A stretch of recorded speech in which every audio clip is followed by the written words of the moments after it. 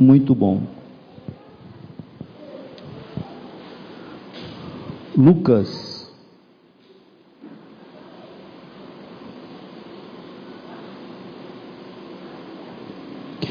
Lucas 13, a partir do versículo 1.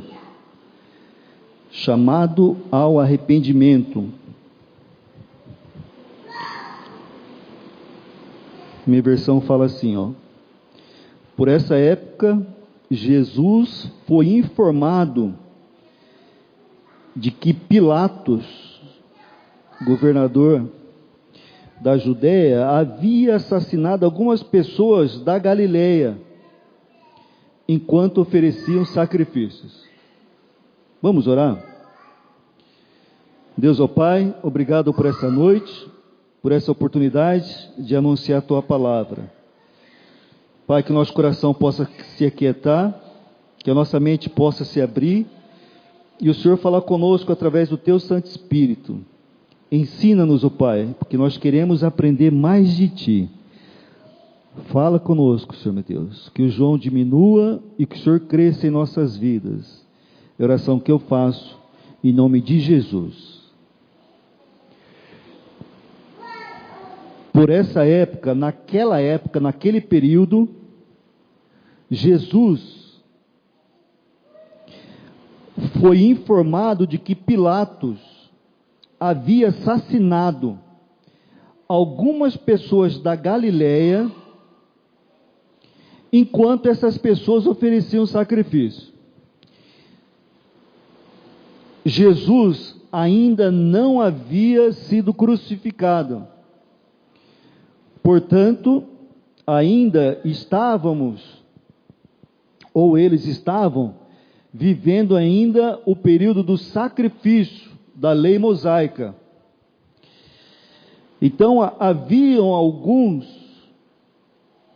que acreditavam no Deus único, que estavam oferecendo sacrifício, e foram mortos por Pilatos.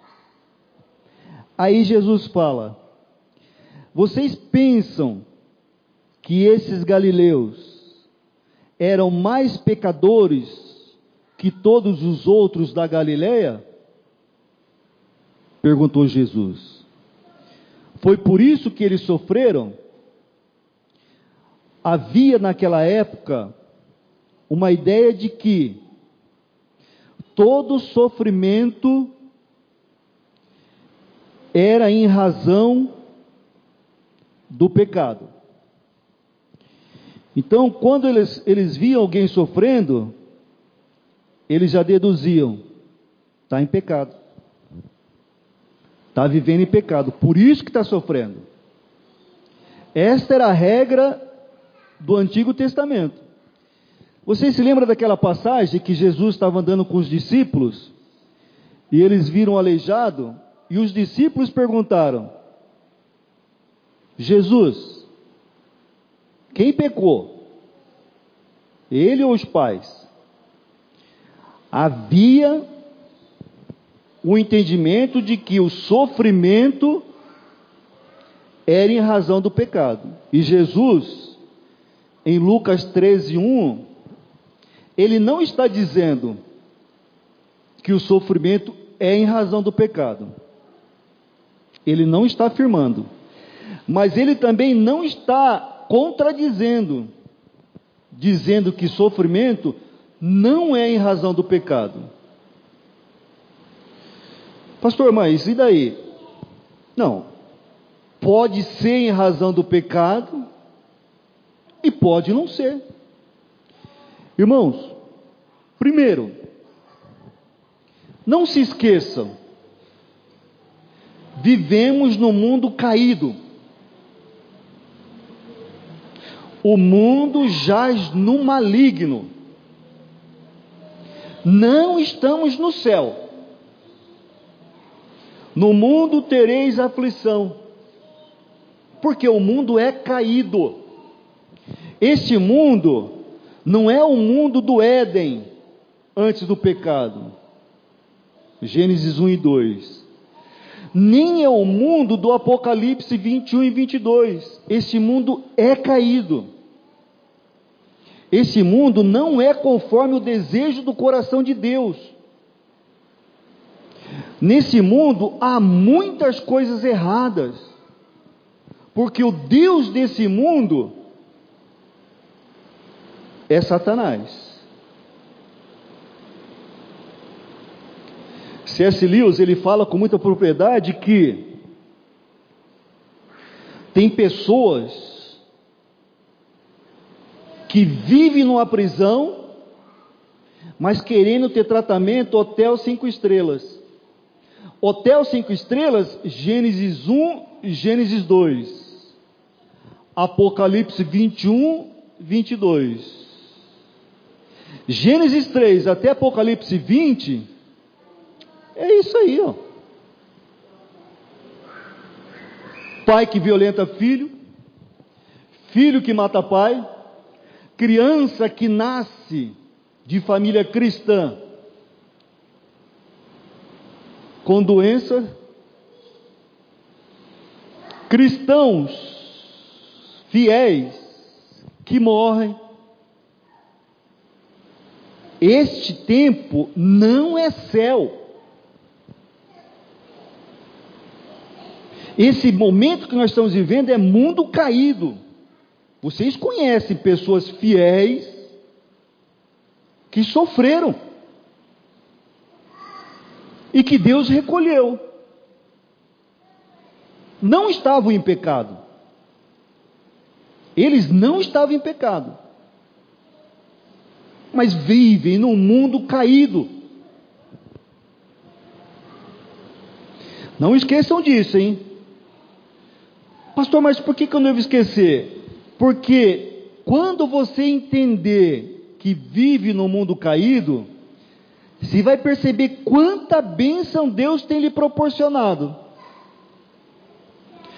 Hora que você entender que isso ainda não é céu, você vai poder glorificar o nome de Jesus, porque Ele tem te protegido, Ele tem te abençoado. Porque vivendo numa cadeia, você está ainda recebendo bênçãos. Nós às vezes temos desejos, é claro, temos sonhos, é evidente, e temos que continuar buscando esses sonhos. Mas não esqueçam, esse tempo é um tempo de mundo caído. Então, quando Jesus fala de que aqueles, porque a religião da época era aquela, estavam oferecendo sacrifício, ou seja, estavam buscando perdão, estavam se purificando, e foram mortos por Pilatos, eles não podiam estar no pecado, eles estavam se purificando, foram mortos injustamente aos nossos olhos. E Jesus não detalha, Jesus não condena Pilatos. Pilatos mesmo, né? Jesus não condena Pilatos.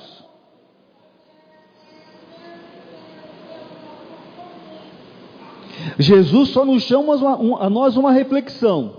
Vocês acham que aqueles que morreram injustamente eram mais pecadores que os outros que não morreram?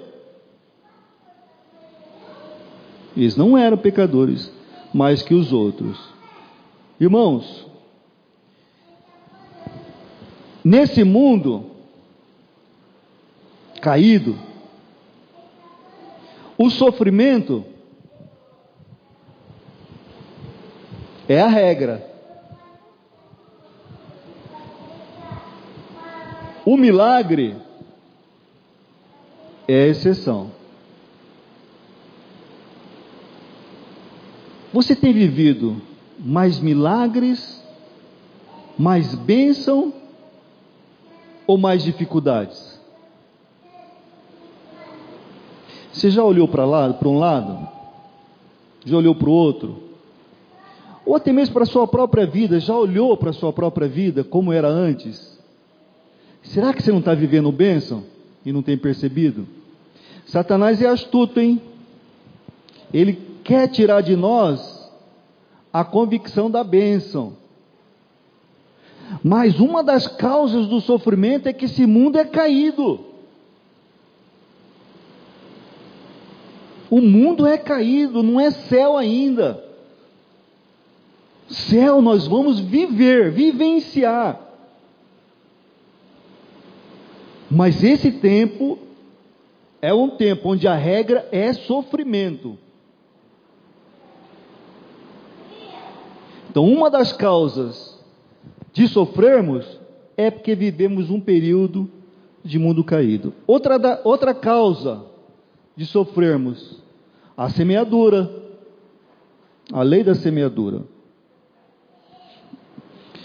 Outra causa de sofrimento é a lei da semeadura. A semeadura é livre.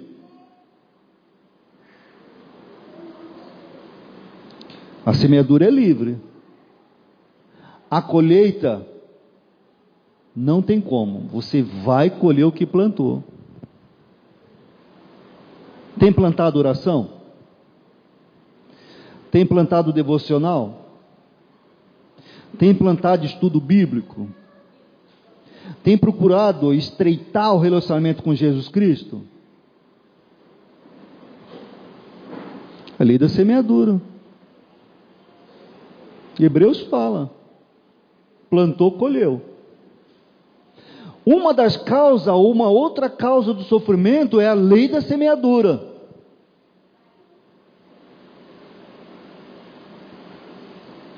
É a lei da semeadura, não tem jeito. O que você plantar vai colher.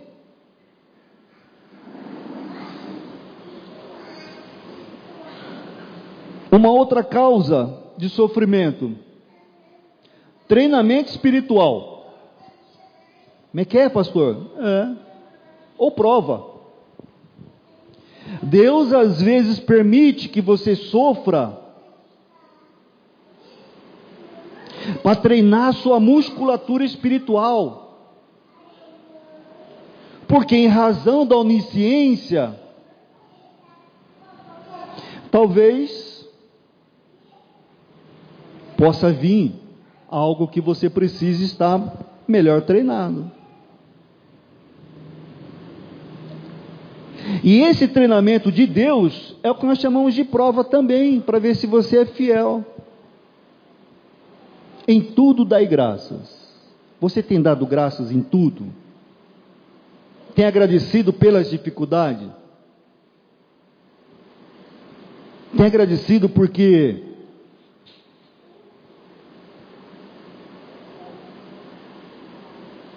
quem sabe não seria pior? Treinamento. Deus treina nós. Se há prova, é porque há treinamento. Há treinamento para criarmos musculatura espiritual. Às vezes Deus permite para nos treinar, para verificar se você logo nos 5 primeiros minutos da caminhada já vai começar a murmurar. Treinamento da parte de Deus pode ser uma das causas do sofrimento.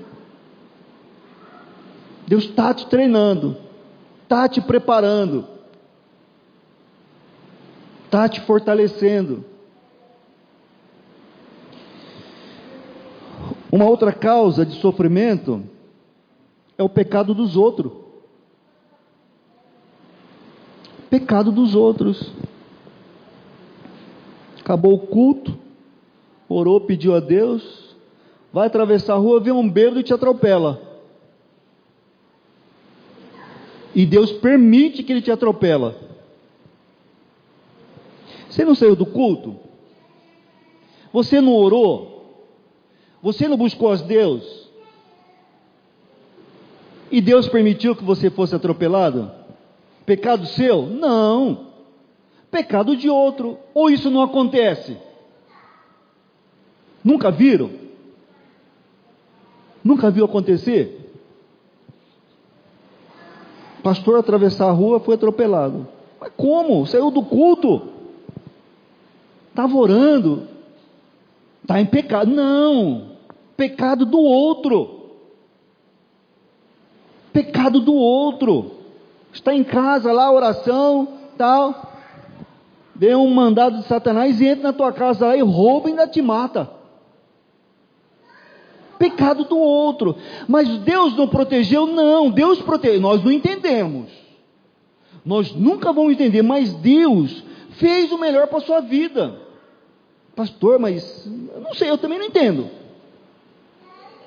Mas a Bíblia fala que todas as coisas concorrem para o bem daqueles que são amados por Deus, que ama a Deus. Se tudo fosse compreensível, não seria fé, irmão. Se tudo fosse entendido intelectualmente, não seria fé. Nós sofremos muito, porque nós acreditamos que a realidade é isso. Não é isso. Isso é temporal. Isso que nós estamos vivendo aqui, andar, comer pastel daqui a pouco, é temporal. O que será eterno? É a vida em espírito com o corpo glorificado. Nós nos prendemos muito a esse tempo. Todo mundo quer ver Deus, mas ninguém quer morrer. Ninguém aceita morrer, mas todo mundo quer ver Deus. Irmãos, é difícil, mas a realidade é que nós somos um espírito que estamos num corpo que vai ser descartado e possuímos uma alma. Esse corpo, você tem que mantê-lo, porque ele é o habitáculo do Espírito Santo.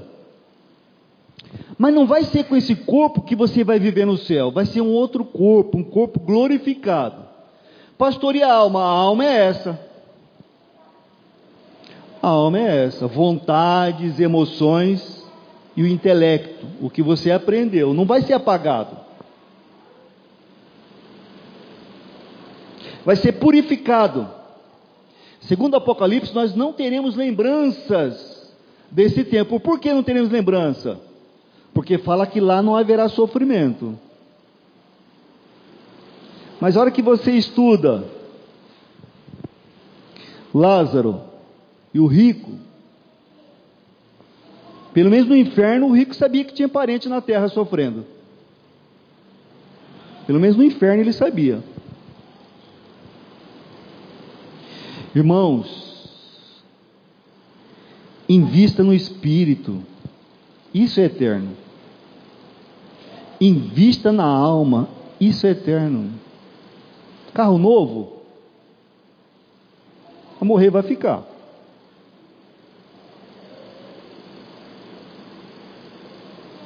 Invista no que é eterno. Invista no que é eterno. Nós somos muito apegados a esse tempo. Muito. E por isso nós sofremos. Pastor, mas está errado? Não, não está errado. O errado é o apego absoluto. O errado é o apego absoluto. Você tem que viver esse tempo. Nós estamos com os pés na terra. Mas não pode esquecer que a cabeça é céu. Senão você vai sofrer. Treinamento. Pecado dos outros. Você pode sofrer por um pecado de outros. O que pode mais causar sofrimento? Distanciamento de Deus. Você está distante de Deus. Você se afastar de Deus. Quanto mais colado em Deus, maior capacidade de passar por essas dificuldades. Você se afasta de Deus. Você tem um dia certo para encontrar com Deus, domingo. Só domingo. Não tem terça de oração, não tem quarta de oração, não tem sábado café dos homens, não tem nada, é só domingo. E o resto da semana? O que você ouve? Com quem você relaciona? O que você lê? Mundo.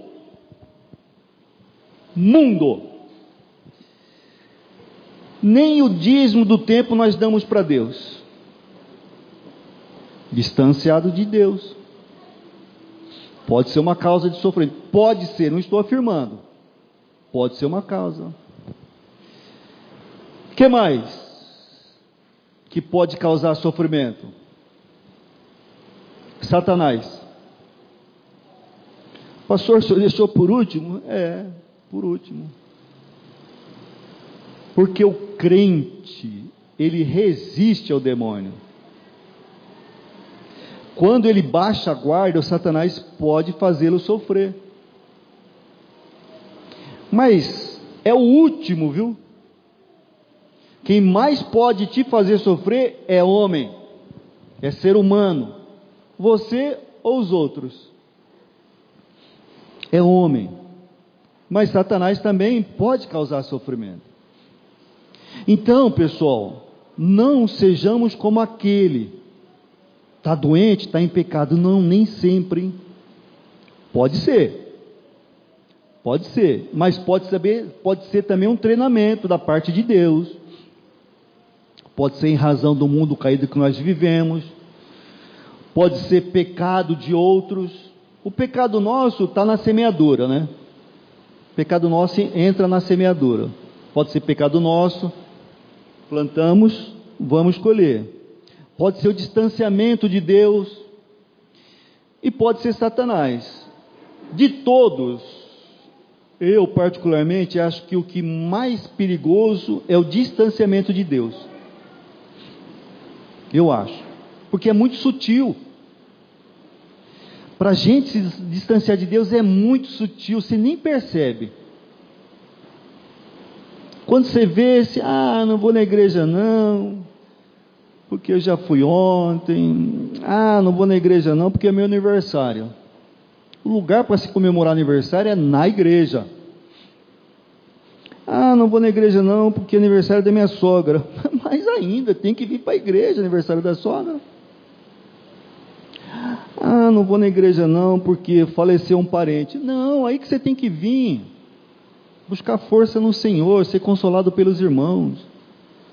Não vou na igreja não, porque eu estou doente. Não, mas aí que você tem que vir. Para orar, para buscar. Enquanto puder andar, tem que vir. Satanás, ele vai querer te distanciar de Deus. E o teu desejo, o meu desejo, o nosso desejo, é distanciar de Deus. Pastor, acho que o senhor está enganado, hein? Eu acho que não. Porque o nosso modelo de homem é Adão e Eva. O nosso modelo primeiro de homem é Adão e Eva. Quando Adão e Eva pecaram, o que eles fizeram? Fugiram de Deus. Se esconderam de Deus. E Deus teve que alcançá-los. Deus teve que... Lógico que é tudo uma maneira para nos ensinar, para nos explicar. O homem desde então, irmãos, foge de Deus. Desde o Éden, o homem foge, quer se distanciar de Deus. Porque lá no íntimo dele, ele sabe que ele está em pecado. Todos nós estamos em pecado. Se a causa do sofrimento fosse pecado, então todos nós estaríamos com... A Bíblia fala, não há um justo sobre a face da terra, todos são pecadores. Não há um justo. E a Bíblia fala em Tiago que quando você comete um pecado, você cometeu todos. E não fala que é pecado grande, pecado pequeno. É um pecado. Por menor que seja, você infringiu todos. O que eu quero que os irmãos entendam é assim, olha, há múltiplas causas do sofrimento. Aí eu quero que os irmãos façam uma reflexão. Puxa, será que eu estou sofrendo mesmo? Será que não está bom? Para o mundo caído, Satanás solto, a minha pouca vontade de me aproximar de Deus, pecado dos outros, Será que não está bom? Será que não tem ninguém pior do que eu? Será que não tem ninguém vivenciando a situação mais difícil que a minha? Pastor, onde está a bênção? Aí que está a bênção. Aí que está a bênção, que ainda em meio a tudo isso, você ainda vem na igreja, você ainda ora, você ainda confia, você ainda espera. E se você continuar nessa toada, você vai para o céu. Aí no céu, não tem artrite, nem labirintite, nem bursite, e nem diabetes. Nós que vivemos de diabetes. Porque nós teremos um corpo glorificado. Vai ser diferente. Pastor, o senhor está dizendo para mim parar de orar? Não. Nós temos que insistentemente orar. Insistentemente buscar em Deus. Só que nós temos que ter a consciência que a oração, às vezes, não muda a circunstância, mas muda o nosso coração. Por isso que nós temos que orar insistentemente. Às vezes não tira a diabetes, mas te trata outro problema, outro defeito, outra doença, outra dificuldade. O mundo é caído, irmãos. Esse mundo não é fácil. Não é fácil. E a cada dia que se aproxima mais de Apocalipse, pior fica. Eu gostaria que os irmãos nunca esquecessem. Jesus falou em Mateus: eu vou voltar quando o mundo estiver como no período de Noé.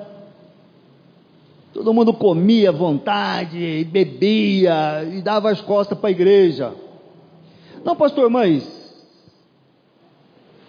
tem igreja? Tem. Hoje tem mais igreja que boteco.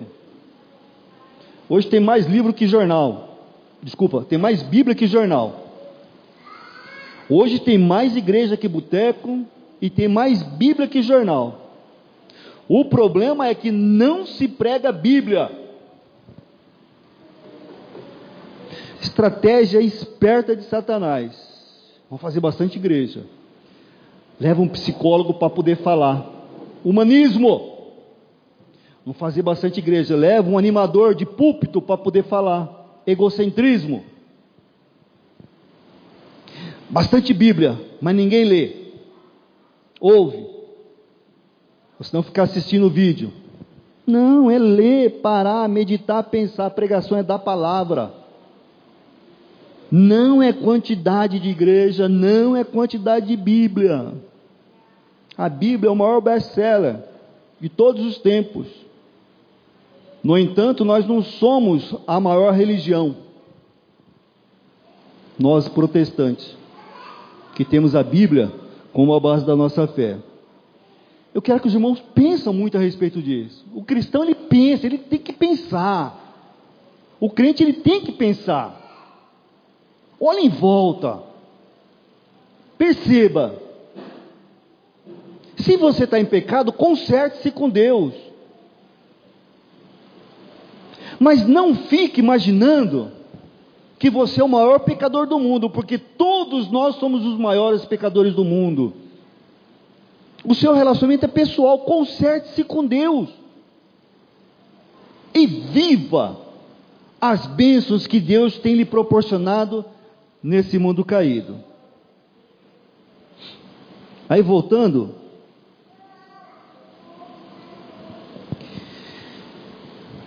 os que estavam na igreja da época oferecendo sacrifício também foram mortos por Pilatos. Eles não estavam em pecado, foram mortos em razão do pecado de outro. E Jesus fala, de maneira tranquila. Por que Jesus fala de maneira tranquila? Porque ele sabe que o que aguarda esse povo que morrer em razão de Pilatos é algo muito melhor. Jesus tinha certeza que esse povo estava no céu. Jesus não se preocupa. Não, eles estão no céu. E é assim que nós temos que pensar. Estamos a caminho do céu. Até lá haverá treinamento, corremos o risco de sofrer pelo pecado alheio, corremos o risco de cometer pecado e não nos consertar, corremos o risco de estar sendo provado por Deus, uma série de coisas. Uma série de coisas. Aí Jesus fala, deixa eu voltar no 2, senão não dá para completar a ideia. No 2, vocês pensam que esses galileus eram mais pecadores que todos os outros da Galileia? Perguntou Jesus. Foi por isso que sofreram? Perguntou Jesus. Aí Jesus responde, de maneira nenhuma. Mas, se não se arrependerem, vocês também morrerão. Aqui Jesus fala que se não houver arrependimento, haverá que morte? A morte espiritual. Não a morte física. A morte espiritual. Como é que você sabe disso, pastor? Vou voltar. Naquela época, a religião era de sacrifício. Porque Jesus ainda não tinha feito o sacrifício completo. Quando Jesus, ao ser apresentado, os pais de Jesus ofereceram o sacrifício, 2 pombinhas, mas ofereceu. Naquela época que Jesus estava vivo, era o período do sacrifício ainda, irmãos, era o judaísmo, não existia o cristianismo. Esses que confiavam, que acreditavam, estavam lá oferecendo sacrifício, na esperança de se purificarem dos pecados, e foram mortos. Jesus, então, no meu entendimento, sabe que esses, Jesus logo mais iria encontrá-los, porque eles não estavam em pecado, foram mortos injustamente. De maneira alguma. Agora, se não se arrependerem, vocês terão a morte espiritual. Aí Jesus traz outro exemplo, hein? Esse primeiro exemplo, a literatura secular não consegue provar que aconteceu, de Pilatos ter matado esses, não consegue. Mas esse outro exemplo da torre, tem na literatura secular da época que esse fato aconteceu. Aí Jesus fala, e aqueles 18 que morreram quando a torre de Siloé caiu sobre eles? Esse fato é registrado na história secular. Eram mais pecadores que os demais de Jerusalém? Morreram em razão de uma circunstância. Estava passando, a torre, ou era antiga ou foi mal construída, caiu sobre eles e morreu. Não sei se os irmãos lembram, na igreja Renascer em São Paulo, uma vez caiu lá, parece que morreu 1 ou 2, mas não estava na igreja ali dentro, a torre caiu. Eles não estavam em pecado, estavam buscando Deus, pressupõe-se. E quanto aos 18 que morreram quando a torre de Siloé caiu sobre eles, eram mais pecadores que os de Jerusalém? Não. E eu volto a lhes dizer, a menos que se arrependam, todos vocês também morrerão. Ele insiste 2 vezes dizendo, se vocês não se arrependerem, vocês terão uma morte pior do que a morte física, que é a morte espiritual. Que é a morte espiritual. Lembrem-se que nós passamos o capítulo 12 todo falando de evangelização, de chamada para arrependimento, de aceitar Jesus.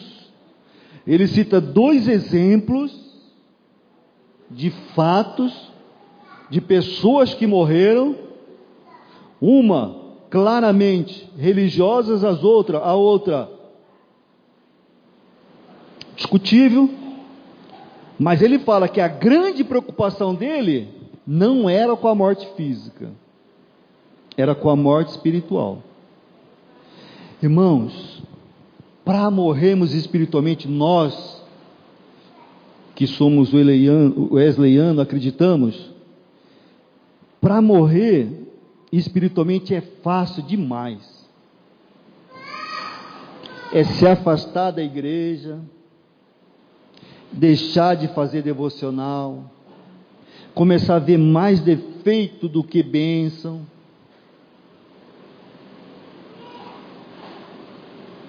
Eu sempre gosto de colocar aquela outra foto onde tem os três. Aquilo para mim é a chave do Evangelho. É a chave. Para mim aquilo é a chave do Evangelho. Conforme o jeito que você olha para o centro, para a cruz, é bênção ou maldição.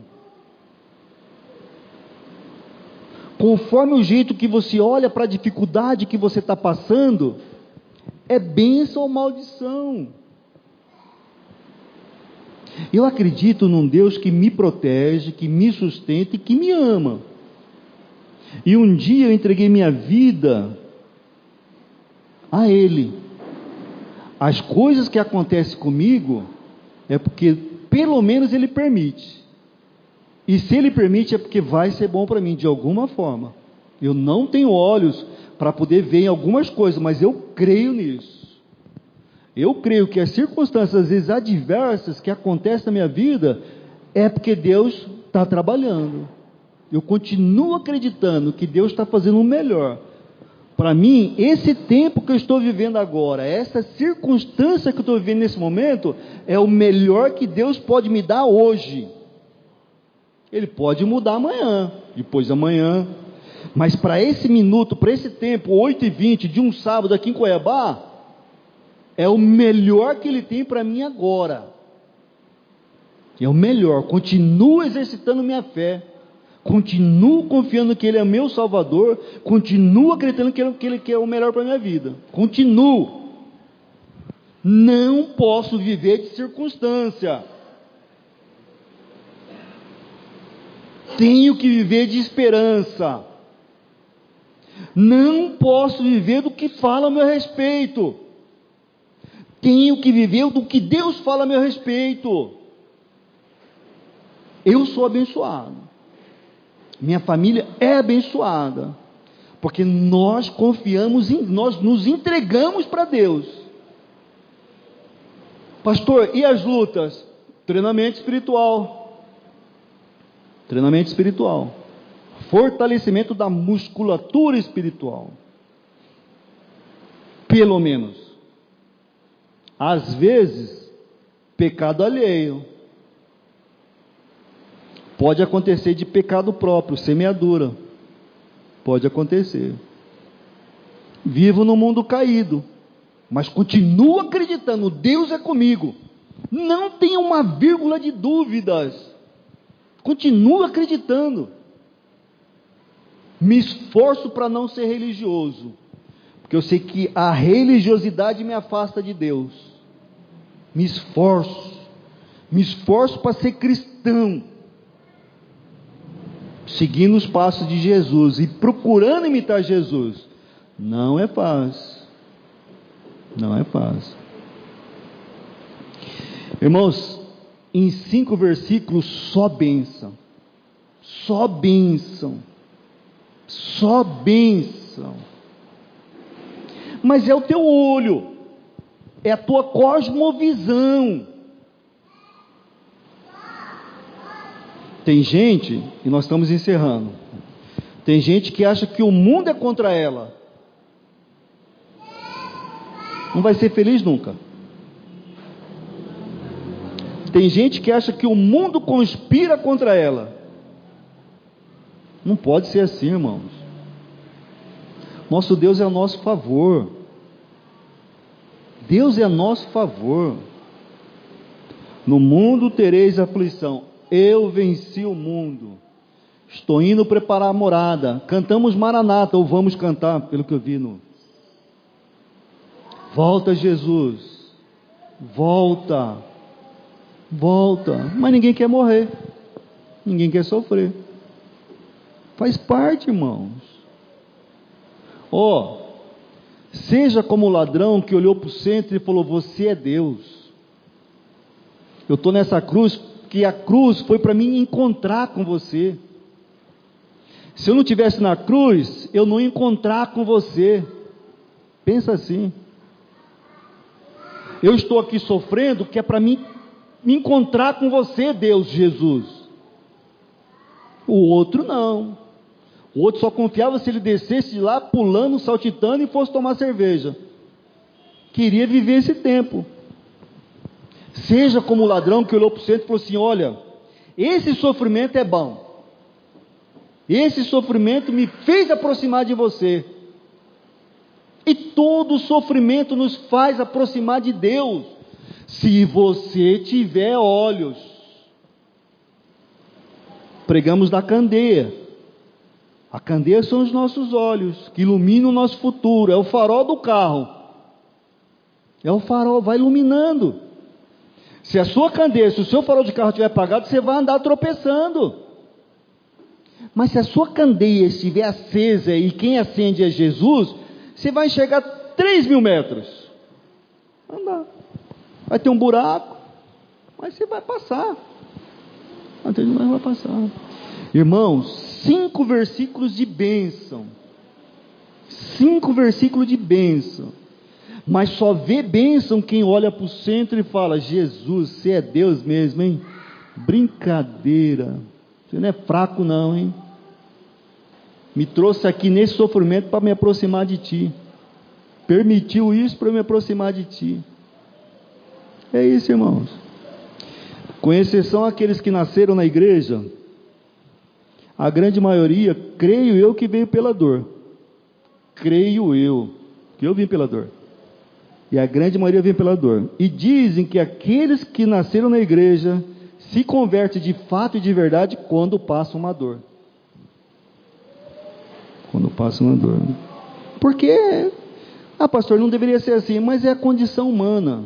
Não tem jeito, irmãos. É a condição humana. Felizes são aqueles que vieram por amor. Felizes. Mas infelizmente a estatística mostra que são poucos.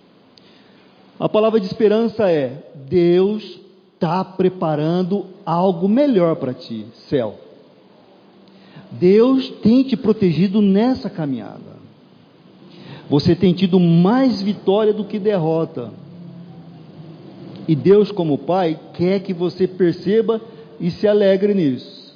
E reconheça que tem acontecido mais vitória do que derrota. Não seja como aqueles que saíram da escravidão.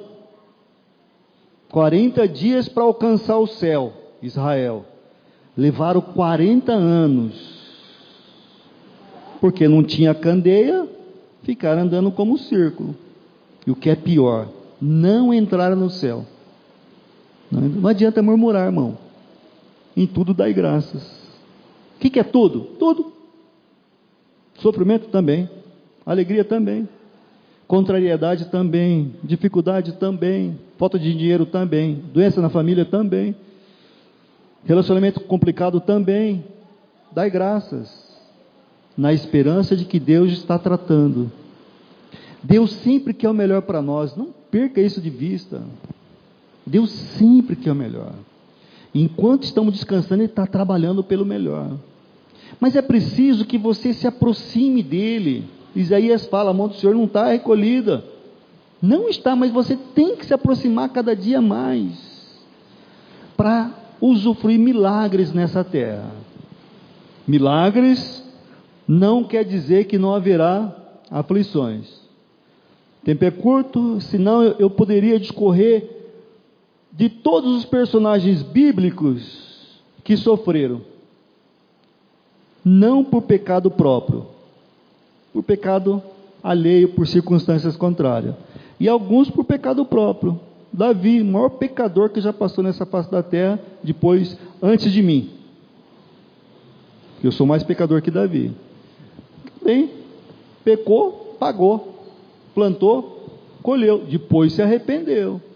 Estevão, pregador da palavra, primeiro mártir, morreu pregando a palavra. O que ele fez de errado para morrer? E Paulo assistiu e não falou nada. Fez errado. Timóteo vivia com dor de estômago, não foi curado. Paulo tinha um espinho na carne, não foi curado. Não foi curado. Todos os apóstolos, com exceção a João, tiveram mortes trágicas. Todos tiveram morte trágica. E nós queremos céu aqui na terra. Não é, irmãos. Não é. continue buscando, que Deus tem feito muito na tua vida, mas reconheça isso, reconheça que Deus tem sido bom, perceba, analisa, faz uma retrospectiva, olha para trás, perceba, e imagina, se você não estivesse na igreja, onde você estaria agora? Imagina se isso não é bênção, você está na igreja, aonde você poderia estar agora se não fosse na igreja? Isso é bênção, livramento do futuro. Os crentes antigos, eles falavam que quando a gente morrer, Deus vai passar um filminho da nossa vida, bem rápido, porque lá não tem tempo, né? Aí a gente vai ver os livramentos, a gente vai ver as bênçãos, a gente vai falar, meu Deus, louco, vixe, a gente vai se surpreender. Pastor, como que o senhor sabe disso? Eu acredito na palavra, a palavra dele diz que Deus está conosco ainda em meio à tribulação. Se Ele está conosco, e nós estamos passando tribulação, que poderia ser pior, Ele está conosco, Ele está nos livrando, preparou um lugar no céu, quer o melhor para nós, deixou o exemplo. Deus é bom, e Deus é bom em todos os momentos, ainda que as circunstâncias não pareçam favoráveis, Deus continua sendo bom, Deus continua sendo bom. Tá bom, irmãos? Eu gostaria que os irmãos só percebessem isso, que o pecado é problema, não há dúvida, mas que para a gente não apontar outro que vive dificuldade só em razão do que não é só o pecado, não, tem outras circunstâncias que também podem influenciar na vida da pessoa, né? Nós vivemos num mundo caído, num mundo que é complicado. Tá bom? A palavra de esperança é: o Senhor tem cuidado de ti e da tua casa. Creia nisso, porque Ele fala que Ele iria cuidar, e se Ele fala, Ele vai cuidar. Não, se na Bíblia tiver uma palavra não cumprida de Deus, toda a Bíblia está desacreditada. Se na Bíblia tiver uma palavra não cumprida de Deus, toda a Bíblia está desacreditada. Ele fala que Ele te sustentará, Ele fala que ainda em meio às aflições Ele estará contigo, Ele fala que Ele responde oração, Ele fala que Ele é fiel, embora o homem não seja fiel.